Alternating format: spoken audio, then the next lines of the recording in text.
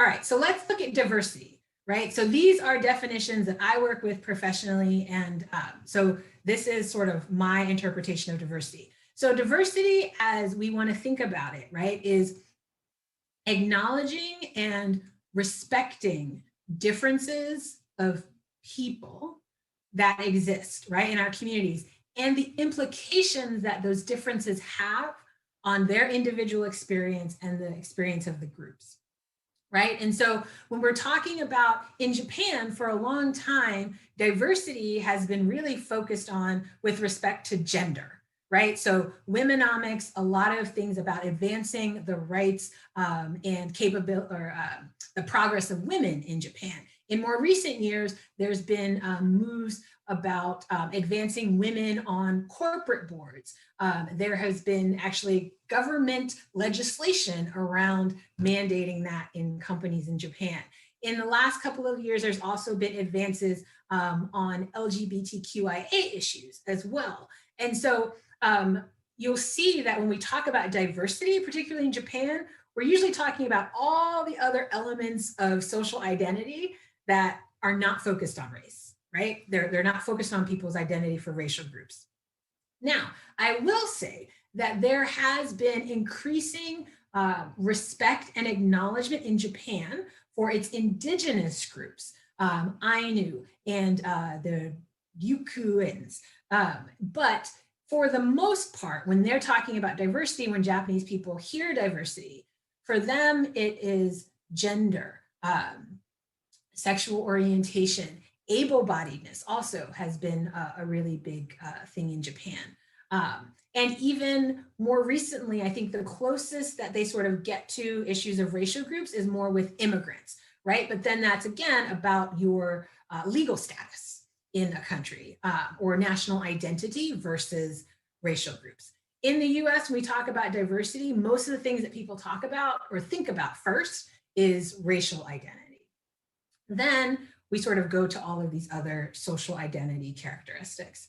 And so when we're talking about diversity for this community, we need to think about who do we imagine as members of our community? Where are they coming from?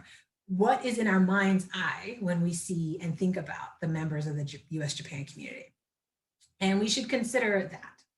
Next, we can talk about equity, right? So the idea of equity is fair treatment to access and opportunity and advancement for all members of the community, and looking to prevent or dismantle any obstacles for people, barriers to people, for people to any of those things within the community, right? And so if we're talking about equity, how do people we're talking about things like employment, how do people rise to leadership positions?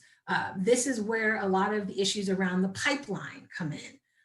Equity, how do we give people access to opportunities in this community? What are the barriers and how can we remove those barriers for different groups?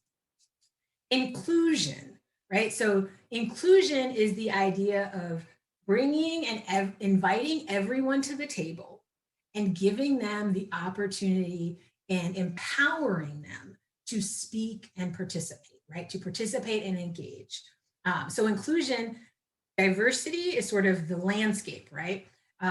Equity and inclusion are the actions that we can take to really bring people into the relationship. And what I would argue belonging is the other end. How do people feel being in this community? Do they feel like insiders? Do they feel like outsiders? What are some of the reasons they might feel one way or the other? What are we doing to facilitate belonging? Because I think that is where sometimes we have the disconnect, right? Where we have the struggle.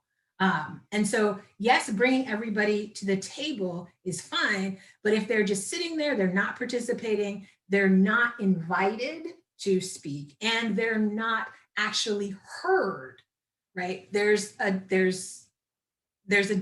So there's the landscape that we have of the community. There are the actions that we can take to foster equity and and inclusion. And then we have to consider belonging. Now, from a professional standpoint, belonging actually is important for the success of organizations, particularly in companies, because there have been studies that show increased feelings of belonging, increased job performance.